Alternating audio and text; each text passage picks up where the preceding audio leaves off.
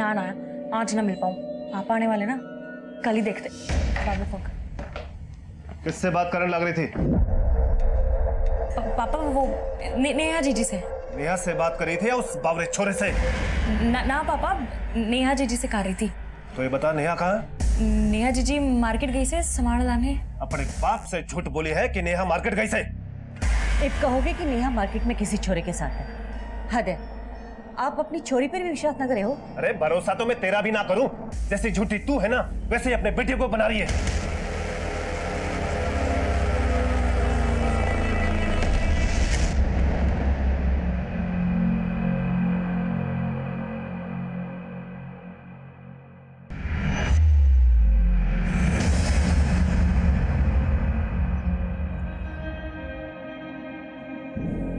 पीछे पीछे क्यों आ रहे हैं?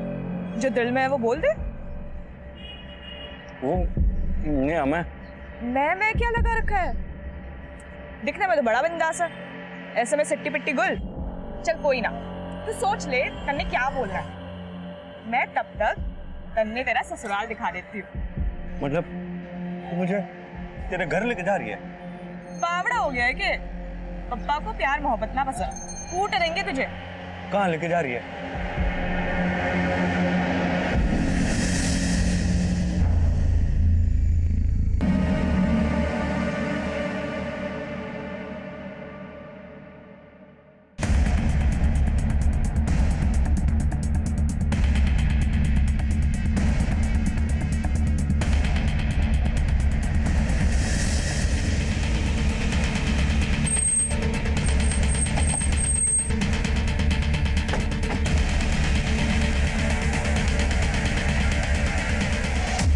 औरत का गला रेता गया, फिर इसकी बॉडी को सूटकेस में डालकर डंप किया गया। सब लोगों से इंक्वायरी की लेकिन सर किसी ने इसे पहचाना नहीं। सूटकेस में बॉडी को डंप करते हुए किसने देखा? नहीं सर, किसी ने भी नहीं। सर सोनीपत थाने में कल एक भरद्वाज फैमिली की मिसिंग कंप्लेंट फाइल हुई थी। उस फैमिली के ये 4 लोग मिसिंग थे। और सर ये जो लाश हमें मिली थी, ये लाश इस फैमिली की ममता नाम की इस औरत से मैच करती है।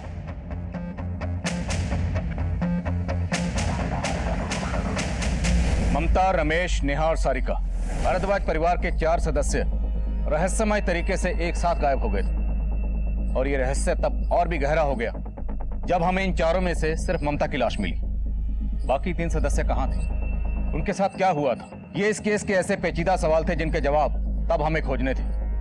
भारद्वाज परिवार मिसिंग केस दूसरे थाने में दर्ज था, लेकिन इस केस की तफ्तीश का जिम्मा मुझे मिला था। सर भारद्वाज फैमिली के रमेश, ममता, नेहा, सारिका 16 दिसंबर की शाम से ही गायब थे।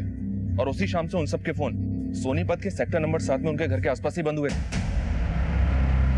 ममता की बॉडी हमें मिली गोहाना में और फोन घर में स्विच ऑफ हुआ, तो क्या ममता का कत्ल घर में किया गया और उसके बाद उसकी बॉडी को गोहाना में डंप किया गया?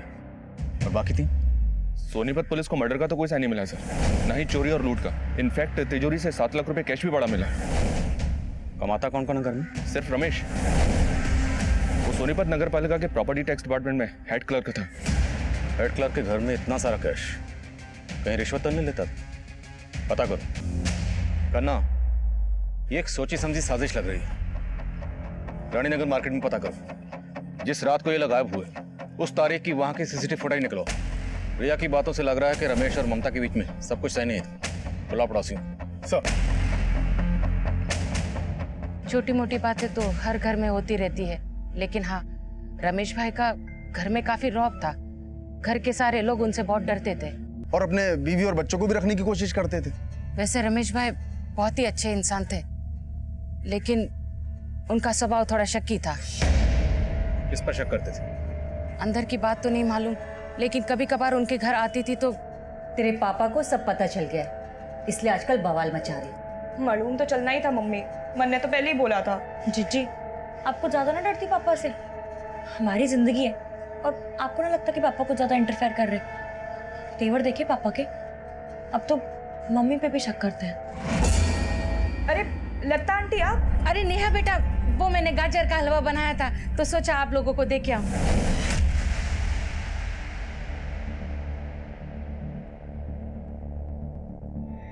सर रमेश के ऑफिस में पता किया मैंने। फिलहाल तो यही पता चला है कि रमेश काफी ईमानदार था। वो किसी से रिश्वत ले इस बात पे कोई भरोसा नहीं कर रहा है।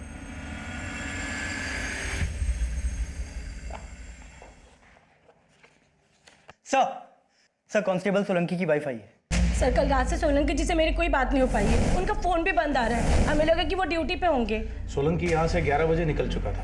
हम खुद हैरान है कि वो घर क्यों नहीं पहुंचा।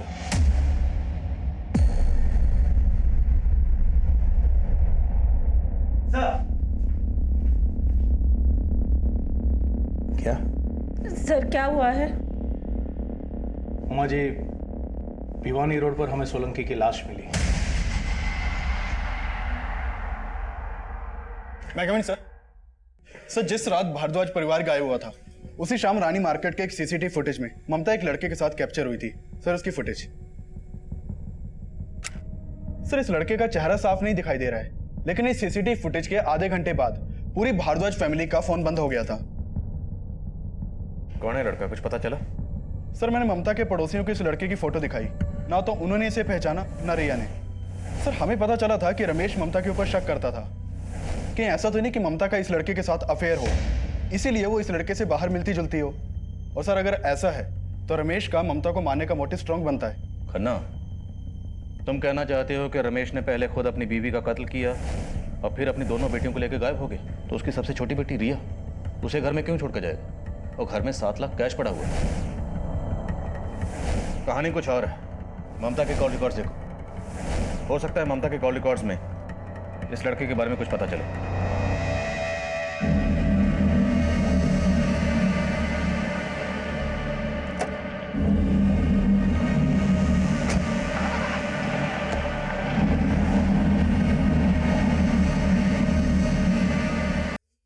अम्मी प्लीज, आप दवाई ले लिए करें वक्त पे।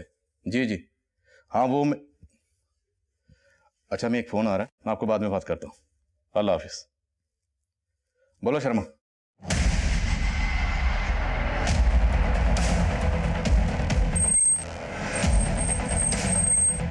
जय सर, इस तरफ।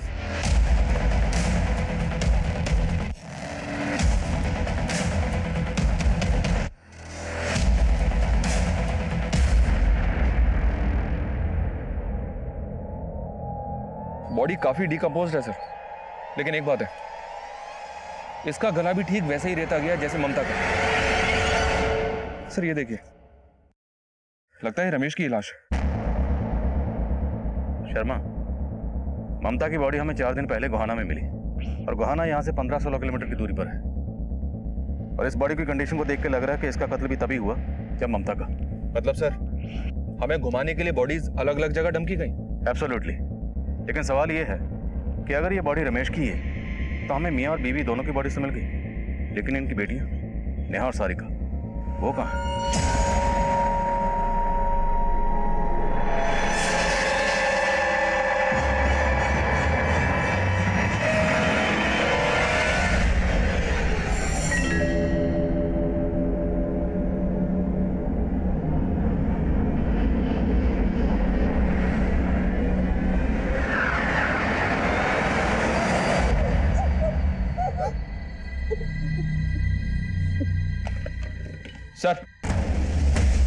सर ममता की पोस्टमार्टम रिपोर्ट के मुताबिक ममता को बेहोश किया गया मर्डर करने से पहले, और उसे बेहोश करने के लिए मार्फिन गैस का इस्तेमाल हुआ। Morphine gas? मार्फिन गैस कौन इस्तेमाल करता है? और हमें बॉडीज मिली सूटकेसेस में। सर पहले ममता को घर में बेहोश किया गया, उसके बाद मारा गया, तो जाहिर सी बात है रमेश को भी इसी तरह मारा गया होगा। लेकिन शर्मा, घर में तो मर्डर के कोई साइन नहीं मिले। हालांकि ममता को रानी मार्केट में देखा गया, लेकिन ममता का फोन भी घर के आसपास ही स्विच ऑफ हुआ। तो क्या रिया के अलावा बाकी सब घर वालों को पहले बेहोश किया गया फिर कहीं ले जाया गया? ममता और रमेश की हमें बॉडीज मिली 2 सूटकेसेस में, तो क्या किसी ने 5 सूटकेसेस खरीदे? 2 सूटकेसेस में रमेश और ममता की बॉडी को डंप किया और बाकी 2 में नेहा और सारिका को। पता करो, क्या किसी दुकान से इस तरह के सूटकेसेस खरीदे गए, वो भी एक साथ? सर हम तब ये मान रहे थे कि नेहा समेत सभी घर वाले किलर के टारगेट पे होंगे, लेकिन सिर्फ रमेश और ममता की लाश मिली थी। और रमेश के पोस्टमार्टम के बाद हमारा ये अंदाजा सही निकला कि रमेश को भी ममता की तरह बेहोश करके मारा गया होगा। लेकिन नेहा और सारिका, उनके साथ क्या हुआ था? के पास कहां से आया था? और ममता रानी मार्केट में किस लड़के के साथ थी? सर ममता के साथ ये जो लड़का देखा गया था, इसके बारे में तो कुछ पता नहीं चल पाया है, लेकिन रमेश के घर के पास एक पान वाला है, उससे कुछ काम की इन्फॉर्मेशन मिली है। सर, उस पान वाले ने बताया कि उसकी दुकान के पास अक्सर 2 लड़के नेहा और सारिका को ताड़ा करते थे।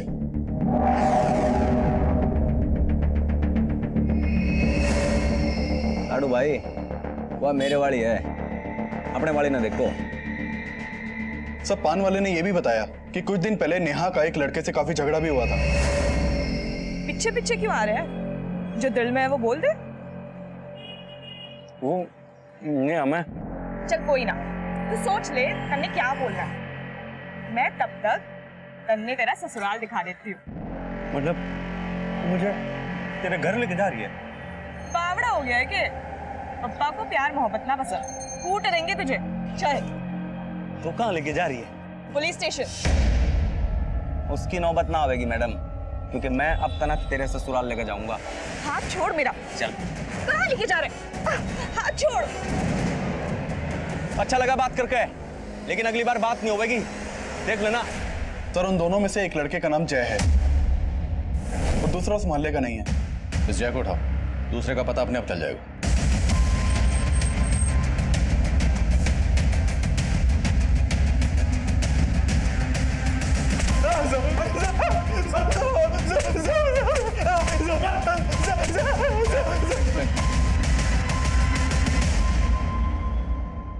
बोलो।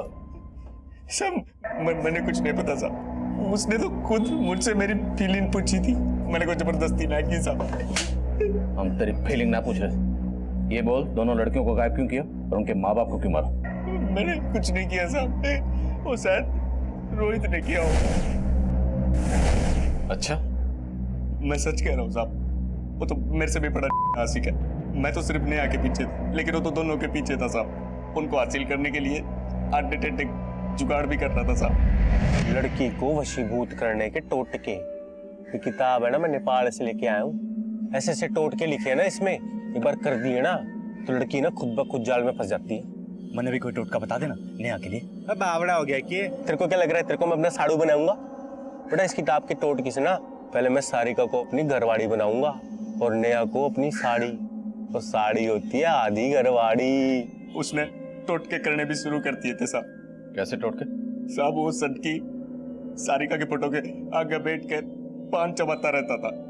मैं भी हैरान था साहब कि ये कैसा टोटका है, लेकिन साहब पता चला कि साड़ी घरवाली तो क्या, उसने तो सास ससुर को भी गायब कर दिया और मैंने कुछ नहीं पता साहब।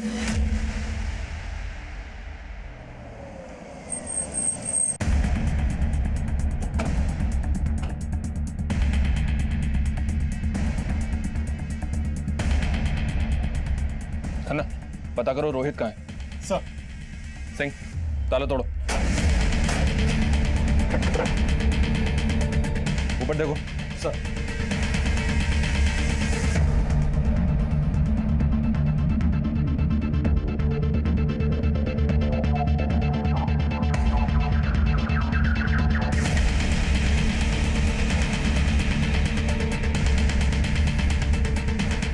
लड़की को वशीभूत करने के टोटके हैं।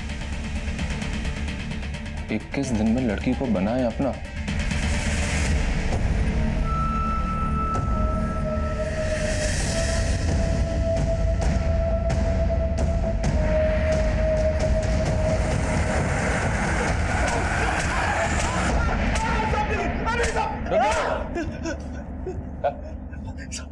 चल अभी सच बोल। सबसे सच बोल रहा साहब, न मैंने किसी को अगवा किया साहब, न मैंने किसी को जान से मारा है साहब। आप लोगों को गलतफहमी होगी है। हमें गलतफहमी होगी तो सारिका की तस्वीर अपने घर में क्यों लगा रखी थी? बस साहब, क्योंकि मैं प्यार करता हूँ उसको। ओ आशिक नंबर 1, तेरा वो जो साड़ू है ना जय, उसने सब गलती है, उसने बता दिया ये कांड तुम नहीं किया। सब मैंने कोई कांड न किया, मैं तो वो टोटका कर रहा था साहब। वो किताब में लिखा था अगर 21 दिन तक मैं सारिका की फोटो के आगे पान चबाऊंगा और उस पान की पीक से सारिका के 108 बार नाम लिखूंगा तो साहब सारिका मेरी हो जाएगी। मैंने बिल्कुल वैसे ही किया था साहब, लेकिन 16वें दिन सारिका और उसका पूरा खानदान गायब हो गया। मेरा तो उस किताब से जी उठ गया था साहब, बिल्कुल फर्जी किताब थी साहब। मैंने कुछ नहीं किया साहब। पक्का कुछ नहीं किया? हाँ साहब, पक्का बोल रहे। ठीक है, जा।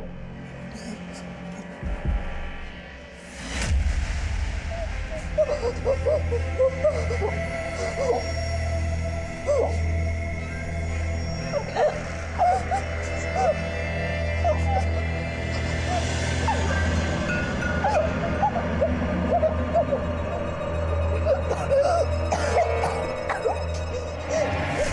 लाए हो मन्ने यहाँ? सारिका, मम्मी पापा कहाँ है? कहाँ है?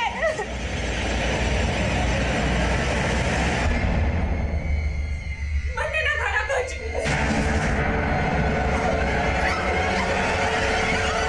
रामायणो, ये रोहित जितना सीधा बन रहा है उतना सीधा है नहीं। हो सकता है इसने और जय ने मिलकर रमेश और ममता का कत्ल किया हो, और फिर इन दोनों ने ही नेहा और सारिका को कहीं छुपाया हो। इस पर नजर रखो, ये हमें उन तक पहुंचने की लीड दे सकता है। सर उस पान वाले ने इन दोनों के अलावा एक तीसरे लड़के के बारे में भी बताया था। कौन तीसरा लड़का? सर उसका कहना था कि वो लड़का अक्सर सारिका को उसके घर के बाहर बाइक से ड्रॉप करता था। सारिका को बाइक पे ड्रॉप करता था, तो हो सकता है दोनों का अफेयर हो। सारिका के कॉल रिकॉर्ड्स में कुछ? सर सारिका के कॉल रिकॉर्ड्स में किसी रहमान नाम के लड़के का नंबर मिला है, और खास बात यह है कि रहमान नेहा और ममता के साथ भी फोन पे बात करता था। मतलब सारिका की माँ और बहन दोनों से बात करता था, और फादर रमेश से? नहीं सर, रमेश के कॉल रिकॉर्ड्स में रहमान का नंबर नहीं मिला है।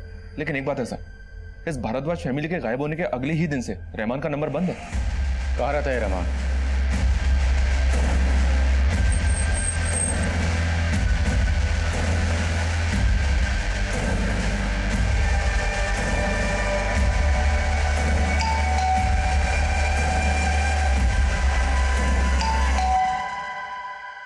जी, रहमान यहीं रहता है। मेरा बेटा है वो। क्या हुआ? कहाँ वो अपने दोस्तों के साथ उत्तराखंड गया है ट्रैकिंग के लिए। तो उसने अपना फोन क्यों बंद कर रखा है? फोन बंद नहीं रखा है साहब, वहाँ रेंज नहीं आती होगी। झूठ मत बोलिए, आप अच्छी तरह से जानती है वो कहाँ छुपा वो? बोला ना साहब, उत्तराखंड गया है। और आप ऐसा किसे बात कर रहे हैं? क्योंकि आपके बेटे रहमान ने सारिका और उसकी पूरी भारद्वाज फैमिली को गायब कर दिया। आप खुद गायब। कहाँ है वो? कौन सारिका, कौन भारद्वाज? मेरे बेटे ने कुछ नहीं किया है साहब, आपको कुछ गलतफहमी हुई है।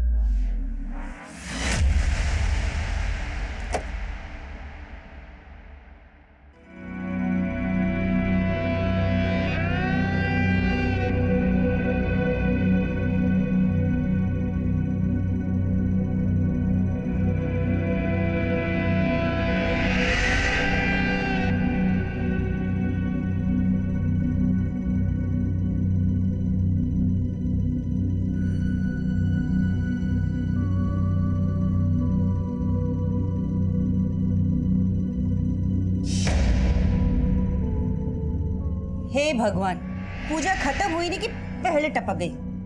ये ले, और एक। हे भगवान, ये ले मेरी माँ, एक और खा ले। Thank you mummy.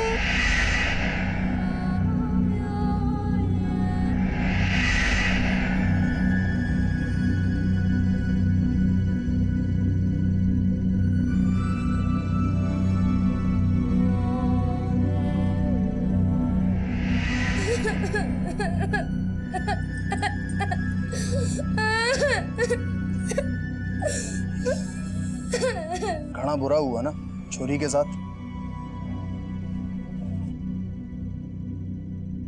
सूटकेस की कई दुकानों पे इंक्वायरी की सर, लेकिन कोई भी काम की इंफॉर्मेशन हाथ नहीं लग रही है। तो हो सकता है इन सूटकेस का इंतजाम रहमान ने किया।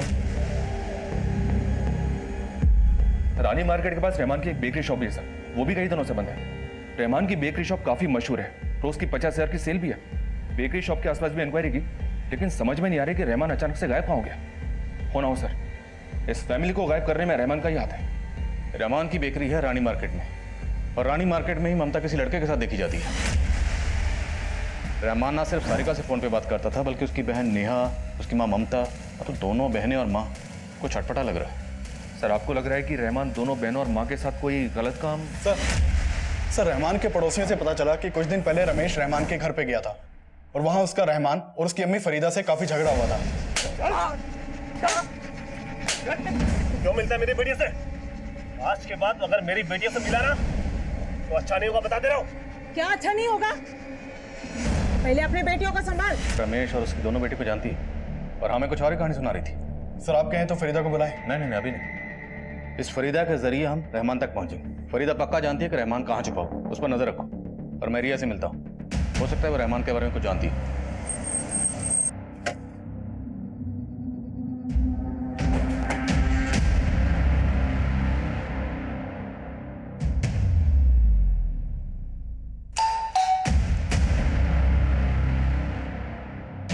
रिया से बात हो सकती है? बैठो। कैसी हो? एक बात पूछूं आपसे, रहमान को जानती हो? घर में किसी से नाम सुना हो, मम्मी से या दीदी से? जी गोल्ड चेन रहमान ने गिफ्ट की है, अच्छी है ना? जी मुझे भी दिखाओ ना। जी मुझे भी दिखाओ ना रिया, रुक। सारिका, तुझे रहमान से चेन ना लेनी थी, तुझे मालूम है ना पप्पा। जी पापा की पुरानी सोच के लिए मैं रहमान को ना छोड़ सकूं, और मम्मी को कोई प्रॉब्लम ना है, तने की प्रॉब्लम है। मन में कोई प्रॉब्लम ना है, प्रॉब्लम पप्पा को है। और उनकी जैसे भी सोचो, हम उनके खिलाफ तो ना जा सके। नेहा बेटा, बात तो तू ठीक कर रही से, पर इसका हल ना बहस करके नहीं, प्यार से निकालना होगा। फिर मम्मी ने सब ठीक कर दिया था। क्या ठीक करने की बात कर रही थी आपकी मम्मी? मालूम नहीं। ये देखो, ये रहमान, जब आपके पापा घर पर नहीं होते थे, ये कभी आपके घर पर आए थे? मालूम नहीं। आप जानते हैं इस लड़के को? इस लड़के को तो कभी नहीं देखा, लेकिन हाँ काफी टाइम पहले तक कोई दूसरा लड़का आता था। सर वो लड़का कभी घर के अंदर नहीं जाता था, वो सारिका से बाहर ही बात कर कर चला जाता था। क्या इनमें से है वो लड़का? इनमें से तो कोई भी नहीं है। आपको उस लड़के का हुलिया तो याद होगा, उसका स्केच बनवा सकती हैं? कोशिश कर सकती हूँ। पूजा, इन्हें स्केच आर्टिस्ट के साथ बिठाओ।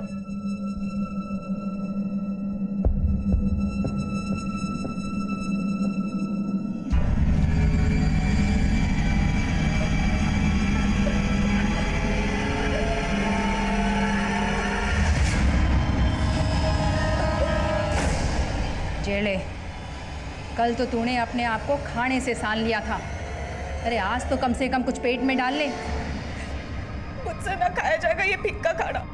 ओहो, तो महारानी को 56 भोग खाना है। देख, जो इस जंजाल से निकलना है ना, तो ये सात्विक खाना खाना पड़ेगा। कैसा जंजाल? क्या करने वाली है आप मेरे साथ?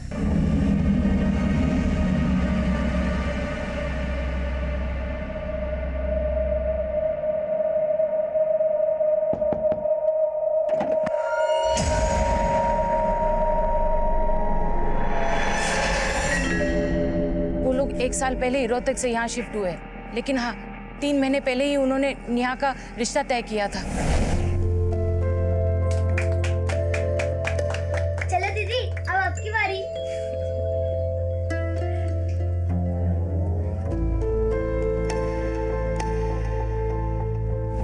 किस लड़के के साथ रिश्ता तय किया? रमेश भाई का जूनियर है, उनके ऑफिस में काम करता है, शायद शेखर वशिष्ठ नाम है उसका।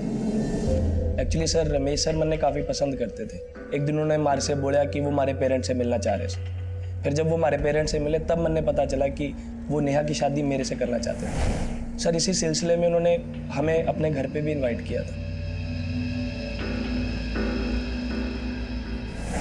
पर हमें तो पता चला कि तुम्हारा और नेहा का रोका भी हो गया था। हाँ सर, लेकिन फिर बाद में हमें पता चला कि हमारी और नेहा की कुंडली नहीं मिल रही सर, इसलिए बात आगे नहीं बढ़ी। ठीक है, थैंक यू। Ji sir. बिना कुंडली मिला ही बात रोके तक भी पहुंच गई। शर्मा जी, इस लड़के की उसके घर वालों की कुंडली निकालिए।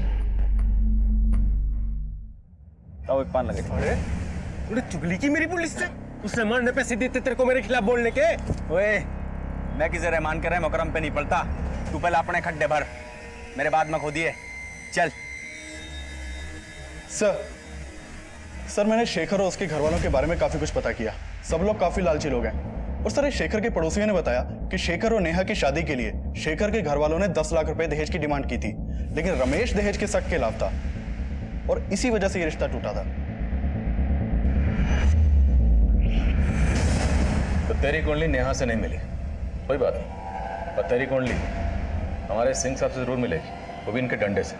36 के 36 गुण मिलेंगे। सिंह सर मिला दे कुंडली। Sir sir sir sir sir मैं मानता हूँ कि मैंने आपको झूठ बोला था, लेकिन मैंने कोई क्राइम नहीं किया सर। ये तू डिसाइड नहीं करेगा। तू ये बता कि नेहा के साथ तेरा रिश्ता क्यों टूटा? सर हमारा रिश्ता दहेज की वजह से तो नेहा से टूटा ही ना था, बल्कि खुद नेहा की वजह से टूटा था। शेखर जी, इस रिश्ते के लिए हाँ करने से पहले मैं आपको कुछ बता देना चाहती हूँ। जी बोलिए ना। मेरा एक पास्ट है। सर नेहा ने मन ने बताया कि जब वो रोहतक में थी तो उसका एक छोरे के साथ अफेयर था। कौन था वो? सर मन ने ये तो ना पता, लेकिन वो सर उसका कलीग था। और सर उन दोनों में कुछ बहुत बड़ा हुआ था जो उनका ब्रेकअप हो गया, लेकिन नेहा ने मन ने इसके बारे में कुछ ना बताया। नेहा जी बोलिए ना, आप दोनों का ब्रेकअप क्यों हुआ था? जाने दीजिए ना, क्या फर्क पड़ता है। दूर होने के तो बड़े सारे वजह थे, पर अब मैं जिंदगी में आगे बढ़ना चाहती हूँ। कि मैं ये जान सकूं आपका उस लड़के के साथ रिश्ता कहाँ तक पहुंचा था? मतलब मेरा मतलब वो फिजिकल। सर मैं मानता हूं कि उसने मुझे सब सच सच बता दिया था, लेकिन मैं इस रिश्ते से कंफर्टेबल नहीं था, इसलिए मैंने ना बोल दिया। एक्सक्यूज मी सर, ये उस लड़के का स्केच है जिसके बारे में लता ने हमें बताया। शर्मा पता करो ये लड़का कौन है और इसका सारिका और इसकी फैमिली से क्या कनेक्शन है? सर भारद्वाज फैमिली की बेटियों से जुड़े कई लड़के एक के बाद एक सामने आ रहे हैं। मुझे तो ये प्रेम प्रसंग का ही चक्कर नजर आ रहा है। अभी तक उस लड़के की पहचान भी नहीं हुई है जो ममता के साथ रानी मार्केट में देखा गया। और अब ये स्केच पता करो ये कौन है, और उस लड़के के बारे में पता करो जिसके बारे में हमें शेखर ने बताया, जो रोहतक में नेहा का क्लिक था। हो सकता है वहां भी कोई पुरानी दुश्मनी या धोखे की कहानी सामने आए। सर हाँ सर, नेहा जब यहाँ पे जॉब कर रही थी तो हमारे कलीग कुणाल के साथ उसका अफेयर था। तो कुणाल कहाँ है अब? सर एक्चुअली कुणाल को तो काफी टाइम पहले जेल हो गई थी। जेल? किस जुर्म में? कुणाल नेहा से प्यार तो बहुत करता था, पर नेहा को लेके कुछ ज्यादा ही पॉजिटिव था। चलो नेहा। अब आज मैं पूजा के साथ जा रही हूँ। हाँ तो ठीक है, मैं तुम दोनों को ड्रॉप कर देता हूँ। जरूरत ना है, हम चले जाएंगे। बाय। सर वो इतना ज्यादा शकी था, जब नेहा मेरे साथ भी होती थी ना तभी उसे फॉलो करता था। नेहा हाँ तू कल पूजा के घर गई थी ना? हाँ लेकिन तुम दोनों तो घर गए नहीं थे, ऑफिस के बाद मूवी गए थे। हाँ, पर तुम इतने सवाल जवाब। क्योंकि हमारी शादी होने वाली है और मुझे पता होना चाहिए कि मेरी होने वाली बीवी कहाँ है और क्या कर रही है। नेहा को एहसास होने लगा कि वो कुणाल के साथ एडजस्ट नहीं कर सकती है, इसीलिए उसने कुणाल के साथ ब्रेकअप कर लिया। तो वो और दुगना उसे परेशान करने लगा। नेहा तुम मुझे इग्नोर क्यों कर रही हो? मैंने ऐसा क्या किया है? मैं तुमसे कुछ बात कर रहा हूँ। मन ने तुमसे कोई बात नहीं करनी। हाथ छोड़ो। तुम मेरी होने वाली बीवी हो, ये बात भूलना मत। हाथ छोड़ो, ये जबरदस्ती है। Help please, someone help. छोड़ो मन्ने।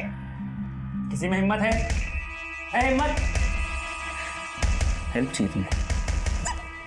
कुणाल सब पे रौब चलाता था क्योंकि उसके फादर रोहतक पुलिस में इंस्पेक्टर है। लेकिन नेहा डरी नहीं, उसने फिर भी कंप्लेंट फाइल कर दी। तब कुणाल को 3 साल की सजा सुनाई थी कोर्ट ने। उस हादसे के बाद नेहा की फैमिली सोनीपत शिफ्ट हो गई थी।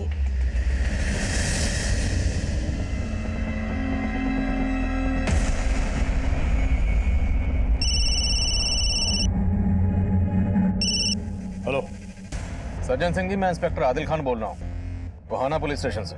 कोहाना पुलिस स्टेशन? आपसे मिलना है सिंह साहब। कहिए खान साहब, क्यों मिलना चाहते थे आप मुझसे? सिंह साहब, नेहा भारद्वाज को तो आप जानते ही होंगे। 16 दिसंबर से नेहा भारद्वाज और उसकी फैमिली गायब है और उसके माँ बाप की लाशें भी मिली। सीधा मुद्दे पे आइए खान साहब, आप कहना क्या चाहते हैं? अब आप खुद पुलिस वाले हैं, मुद्दा तो समझ ही गए होंगे। दरअसल हम उन लोगों से मिलने हैं जिनका नेहा और उसकी फैमिली को गायब करने या कत्ल करने के पीछे कोई मोटिव रहा।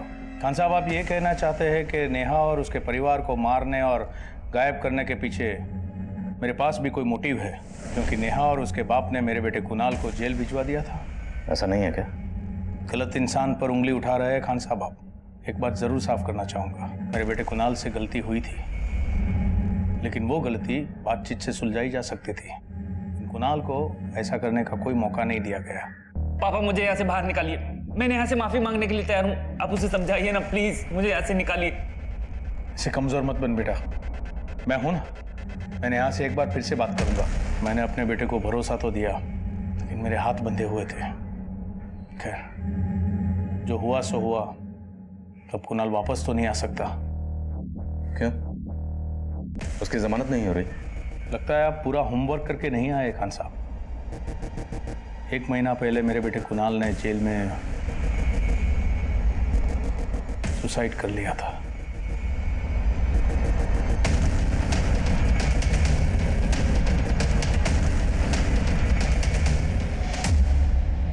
मैंने अपने बेटे कुणाल को हमेशा हमेशा के लिए खो दिया। रही बात नेहा और उसके परिवार वालों की, तो पिछले 1 साल से मैं उनके टच में नहीं हूं। आप आपकी ड्यूटी कर सकते हैं, लेकिन आपको कुछ मिलेगा नहीं।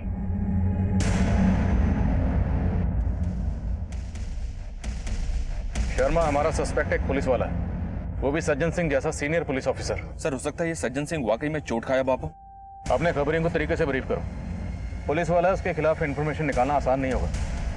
और रोहतक में जहाँ नेहा और उसका परिवार रहता था, वहां से ही पता करो। हो सकता है कोई एंगल सामने आए। बोलो खन्ना। सर, लता ने जिस लड़के का स्केच बनवाया था उसके बारे में पता चल गया है। उसका नाम अमन है। सर, ये अमन सारिका का क्लाइंट था।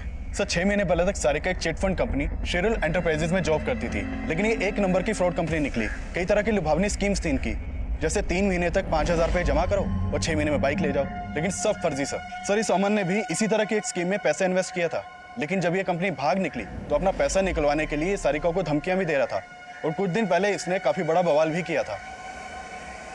तू सही जवाब नहीं दे रही यार। 15,000 डूबा है मेरा। तो मेरी भी तो 3 महीने की सैलरी लेके भाग गई ना देख, मैंने तुझे पैसा दिया तो मुझे मेरा पैसा चाहिए।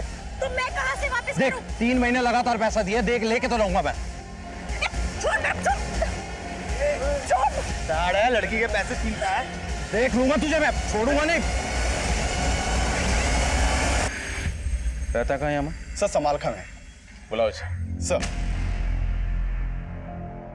सर जी, मैं मानूं मैं सारिका से पैसे मांग रहा था, लेकिन सर उसी के कहने पे मैंने उसकी कंपनी में पैसे लगाए थे, और सर बाद में बोली कि कंपनी भाग गई। अब सर आप ही बताओ मन ने कुकर भरोसा होगा कि वो उस फ्रॉड में ना मिली थी। तुझे लगता है सारिका ने तेरे साथ फ्रॉड किया, इसलिए तूने उसकी बहनों को गायब कर दिया और माँ बाप को? एक मिनट साहब, आपके पास कोई सबूत है मैंने ये सब किया? ओए हीरो, तूने सरे बाजार सारिका का पास छीनने की कोशिश की थी। ये सबूत बहुत है तुझे अंदर रखने के लिए। सिंह, सबूत दो जरा इसको। साहब मैंने कुछ नहीं किया साहब। सोनी मेरे 15,000 रुपए लेके भाग गई थी साहब। उसकी कंपनी नहीं सर, वो लड़की भी 1 नंबर की फ्रॉड है। सब मोटरसाइकिल देने का वादा किया था सर, एक साइकिल तक नहीं दी। सब मैंने कुछ नहीं किया साहब, बिल्कुल कुछ नहीं किया। प्लीज मुझे छोड़ दो साहब, प्लीज छोड़ दो साहब मुझे। सर, अमन का मोटे पैसे को तो नजर नहीं आ रहा है, क्योंकि अगर उसने घर के सब लोगों को गायब किया है तो वो 7 लाख कैश भी गायब करता। शर्मा, हो सकता है अमन को इस बात का इल्म ही ना हो कि घर में 7 लाख कैश पड़ा हो। सारिका फ्रॉड कंपनी में काम करती थी जिसमें अमन का पैसा डूबा, तो जाहिर सी बात है जिस तरह अमन का पैसा डूबा, कई और लोगों का पैसा भी डूबा होगा, और उन लोगों के लिए बदला लेने का ये स्ट्रॉन्ग मोटिव। वरना सर, रहमान की क्या खबर है? सर, हम लोग रहमान की माँ फरीदा पे नजर बनाए हुए हैं। हमने नोटिस किया कि वो अक्सर पड़ोसियों के घर में जाती है और काफी देर बाद वहां से वापस आती है। फरीदा जिन पड़ोसियों के घर पे जाती है उनके फोन नंबर भी सर्विलेंस पे डालो। हो सकता है फरीदा इन पड़ोसियों के नंबर से अपने बेटे रहमान को कॉल करती है। सर, धीरे धीरे रे माना, धीरे सब कुछ होए। हाँ, माली सींचे 100 घड़ा, ऋतु आए फल होए। बोल। माली सींचे 100 घड़ा, ऋतु आए फल होए। अब समझ कि ऋतु आने वाली है और तेरा उद्धार होने वाला है। कैसा उद्धार? क्या करने वाली है आप मेरे साथ? अब तो जो भी करेगा वही रखवाला करेगा।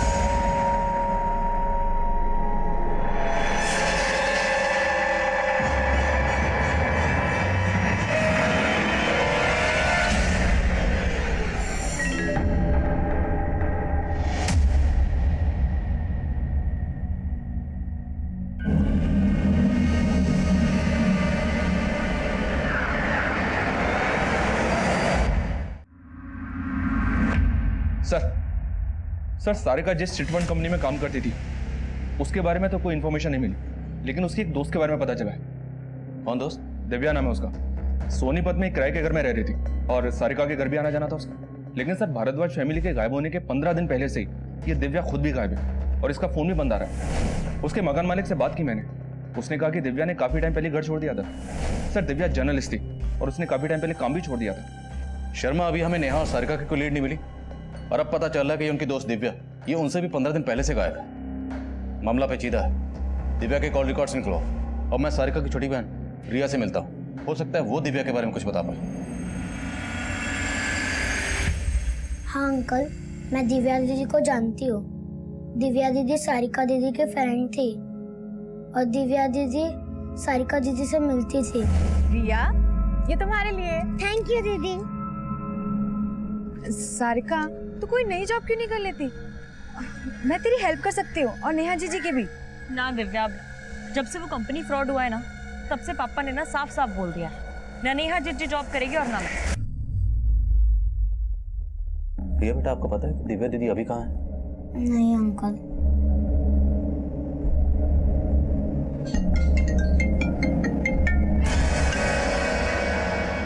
हेलो सर, आपका अंदाजा सही निकला। फरीदा अपने पड़ोसियों के फोन से रहमान के नंबर पे ही कॉल करती थी और थोड़ी देर पहले भी उसने रहमान के नंबर पे फोन किया था। उस वक्त उसका फोन करनाल में एक्टिव था। रहमान का नंबर ट्रैक करते रहो और फरीदा को भनक मत लगने देना कि हमें रहमान का पता चल गया, और फरीदा पे नजर बनाए रखो। सर,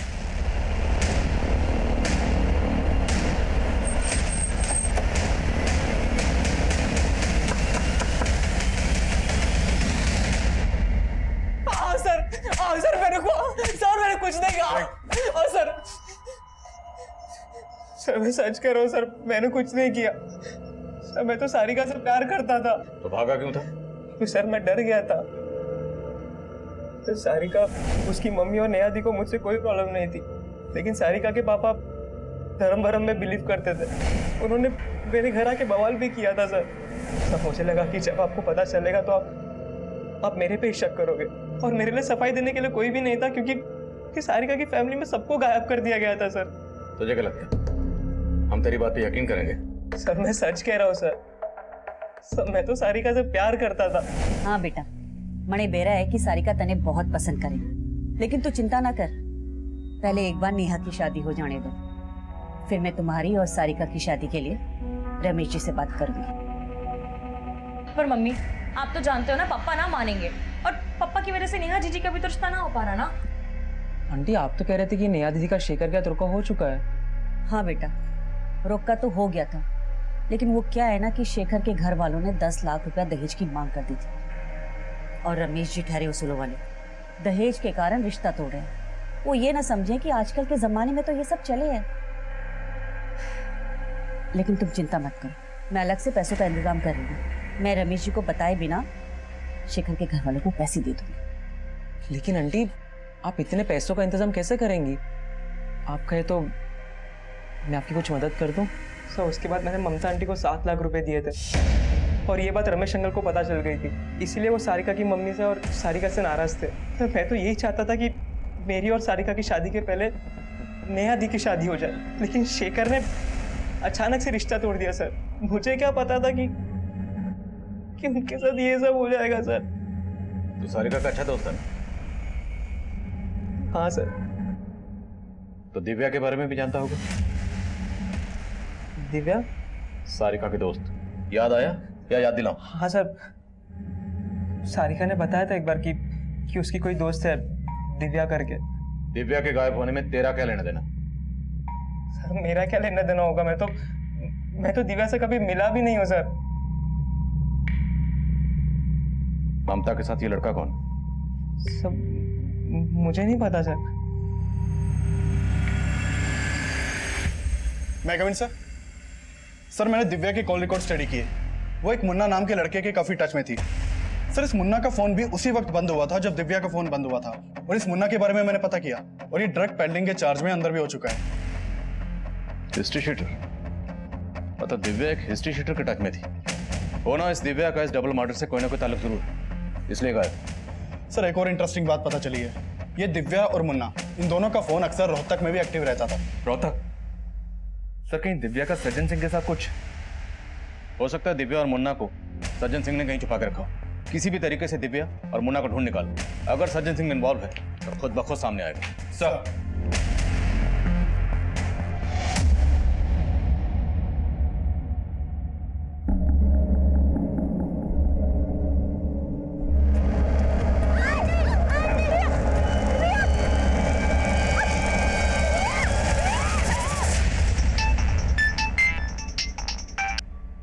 हेलो, वो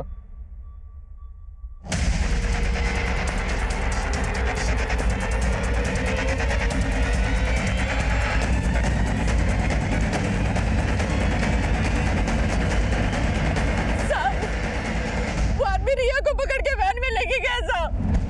मैं यहाँ से ही रिया को लेकर आ रही थी और उसने यहाँ पीछे से मुझे धक्का मारा, मैं यहाँ गिरी। उसकी वैन यही खड़ी थी, पहले से यही खड़ी थी साहब, और वो रिया को लेकर गया। आपने वैन का नंबर नोट किया? नहीं, वैन का नंबर तो नहीं देखा, लेकिन उसके वैन के पीछे एन लिखा था। शर्मा, वैसे तो सुनसान जगह, सीसीटीवी के चांसेस कम, फिर भी पता कर। अगर कुछ सीसीटीवी है तो फुटेज निकलो। सर कितने लोग थे? वो अकेला ही था साहब। दिखने में कैसा था? उसका चेहरा ढका हुआ था कब्जे से। अब भारद्वाज परिवार की सबसे छोटी बेटी रिया को भी किडनैप कर लिया गया था। हमें अंदाजा तक नहीं था कि ऐसा कुछ हो सकता है, लेकिन रिया का गायब होना हमें अपना फेलियर लग रहा था। लेकिन ये हादसा इतना इशारा तो दे रहा था कि कोई ऐसा है जो पूरे भारद्वाज परिवार को ही खत्म करना चाहता है। हमारे सस्पेक्ट्स कई थे और असली गुनहगार तक पहुंचने के लिए हम हर मुमकिन कोशिश कर रहे थे। अपने खबरियों से एक सॉलिड इंफॉर्मेशन मिली है। 20 दिन पहले रोहतक के कांस्टेबल सोलंकी का मर्डर हुआ था। और ये इन्फॉर्मेशन हमारे किस काम की? सर, काम की हो सकती है, क्योंकि पता चला है कि कांस्टेबल सोलंकी का दिव्या के साथ उठना बैठना था और कांस्टेबल सोलंकी इंस्पेक्टर सज्जन सिंह के अंडर ही काम करता था। सर, इन्हीं के एक खबरी किशोर ने सोलंकी का मर्डर किया था, जिसे सज्जन सिंह ने अरेस्ट भी किया था।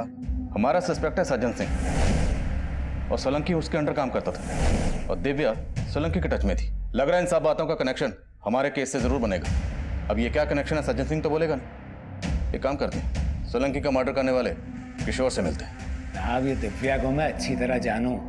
सोलंकी की चमची थी वो, और पैसा देकर सोलंकी उससे कई तरह के गलत काम करवाता था। ये सोलंकी तो सिर्फ एक मोहरा था। सोलंकी जो भी काम करता था सज्जन सिंह के इशारों पर करता था। तुमने कांस्टेबल हरीश सोलंकी को क्यों मारा? मैं तो साहब उनके लिए मुखबिरी करता था, लेकिन वो मेरा ही मजाक उड़ाने लगे, मेरी इज्जत उछालने लगे। फिर क्या था, एक दिन शराब पी के मुझ पर हाथ उठा दिया, मेरा माथा ठनक गया, मैंने ठोक दिया। देख किशोर, तेरी सजा तो कम नहीं हो सकती, लेकिन सोलंकी के मर्डर का तेरी आत्मा पर, तेरे दिल पर जो बोझ है वो जरूर कम हो सकता अगर तू हमारी मदद करे। बोल, ये दिव्या और मुन्ना कहाँ मिलेगा? साहब, पूरे यकीन के साथ तो नहीं कह सकता, पर करनाल में एक ठिकाना है, वहां आपको ये दोनों मिल सकते हैं।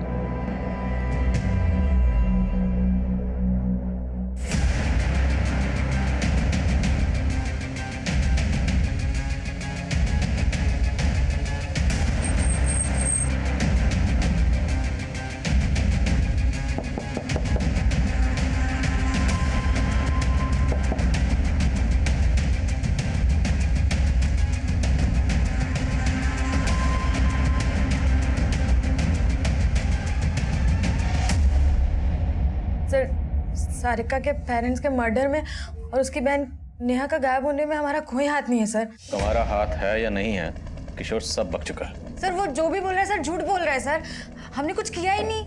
ऐसा है, ये तो हम जानते हैं कि ये कांड तुमने और मुन्ना ने मिलकर किया, और वो भी सज्जन सिंह के कहने पर। अब हम सोच रहे हैं कि लड़की है, ऐसे ही बोल दे तो अच्छा है, या सेवा करें? बोलो। सर, हमने कोई कांड नहीं किया है सर। अब पूजा, सर बता दे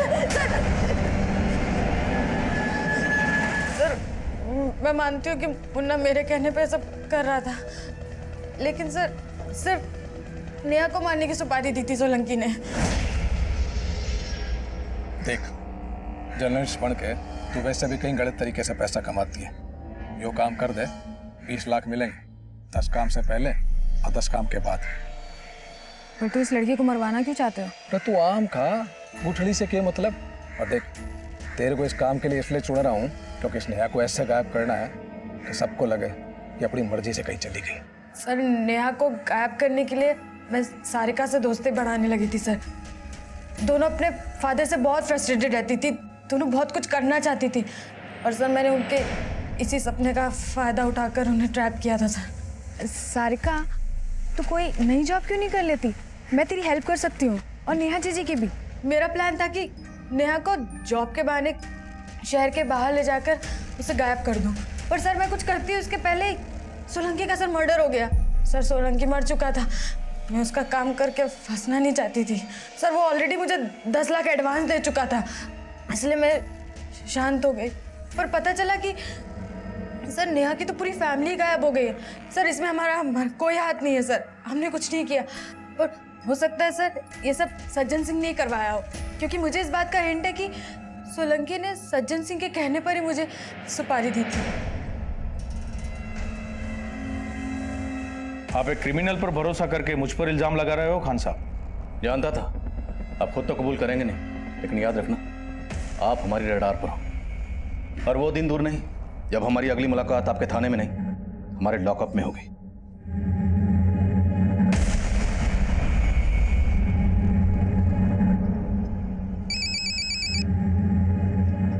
बोलो खन्ना। सर जिस वैन से रिया को किडनैप किया गया था उसके बारे में एक इन्फॉर्मेशन मिली है।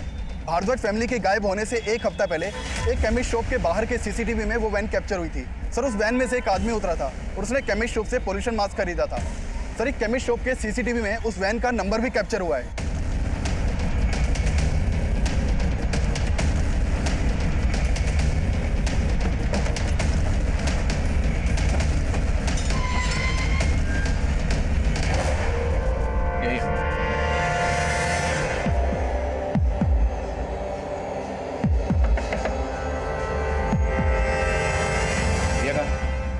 रिया कहाँ है? पकड़ो इसको।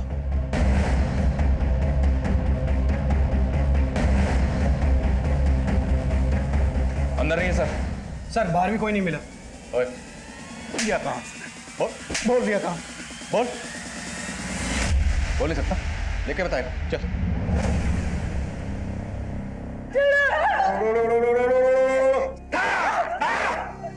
जैसे ही इन दोनों की बलि चढ़ेगी तेरे बेटे की और तेरी सारी समस्याएं खत्म हो जाएगी।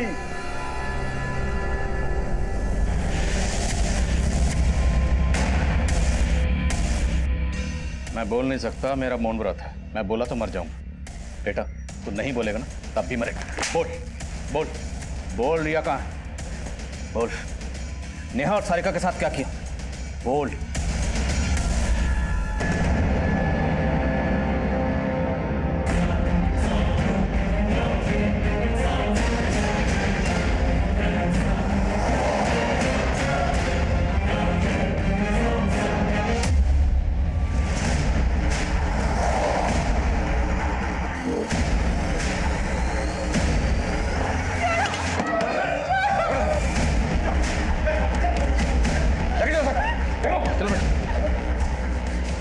रमेश मेरा चाचा था, नेहा मेरी बहन थी।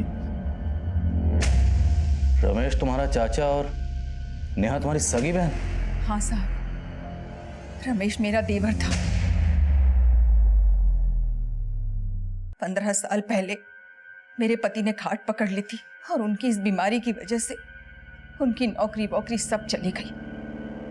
तब हमारे बाबा जी ने हमको एक उपाय बताया। तेरे पति की जानलेवा बीमारी और तुम्हारी गरीबी से अगर छुटकारा पाना है तो सिर्फ एक ही उपाय है। कौन सा उपाय बाबा जी?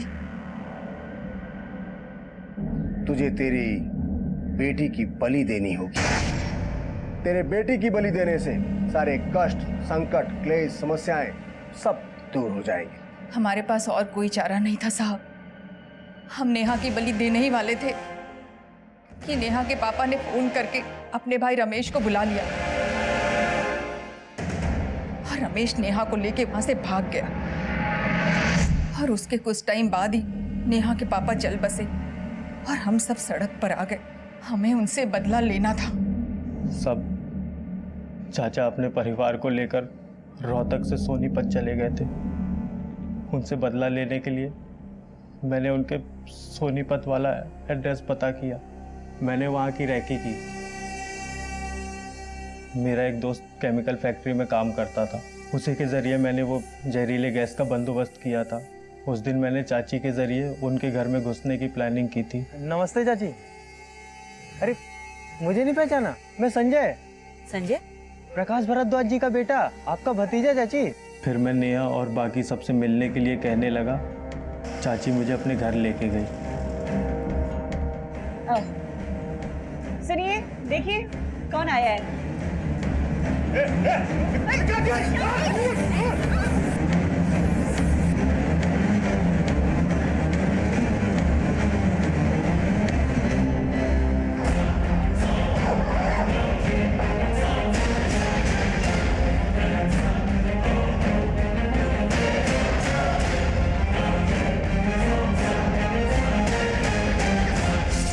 मैंने सबको मार दिया, लेकिन अपनी बहन नेहा को नहीं।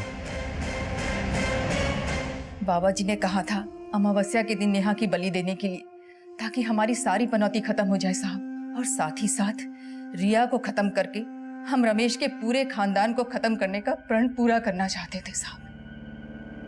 सब विधि के लिए मैंने 7 दिनों का मौन व्रत रखा था, और आप आके आपने फिर से पनौती लगा दी साहब।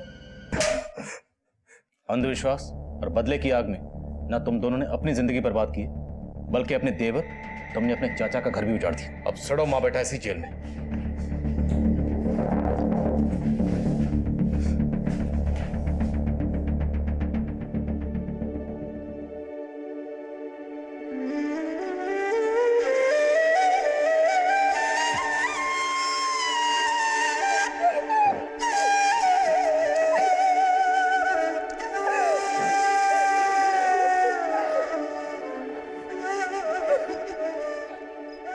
नेहा और रिया को हमने सही सलामत बचा लिया, लेकिन संजय और उसकी मां के अंधविश्वास के चलते 15 साल पहले भी नेहा की जान को खतरे में डाला गया था और रमेश ने उसको नई जिंदगी दी।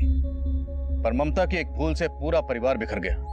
ममता यह जानती थी कि जिस संजय को वो अपने घर लेकर जा रही थी, उस संजय का परिवार रमेश से कितनी नफरत करता था। लेकिन ममता ने उनकी मंशा को भांपे बिना जुर्म की इस दस्तक को नजरअंदाज किया और नेहा और रिया फिर से अनाथ हो गए। वहीं तहकीकात के दौरान यह भी सामने आया कि कांस्टेबल हरीश सोलंकी ने सज्जन सिंह के कहने पर ही मुन्ना को नेहा की सुपारी दी थी, पर इसका कोई भी पुख्ता सबूत नहीं मिला जिससे सज्जन सिंह के खिलाफ कोई एक्शन लिया जा सके। अब मैं आदिल खान आपसे इजाजत लेता हूं। आपसे फिर मुलाकात होगी एक और नए केस के साथ। तब तक देखते रहिए क्राइम पेट्रोल दस्तक। मकसद बताना नहीं, बचाना है।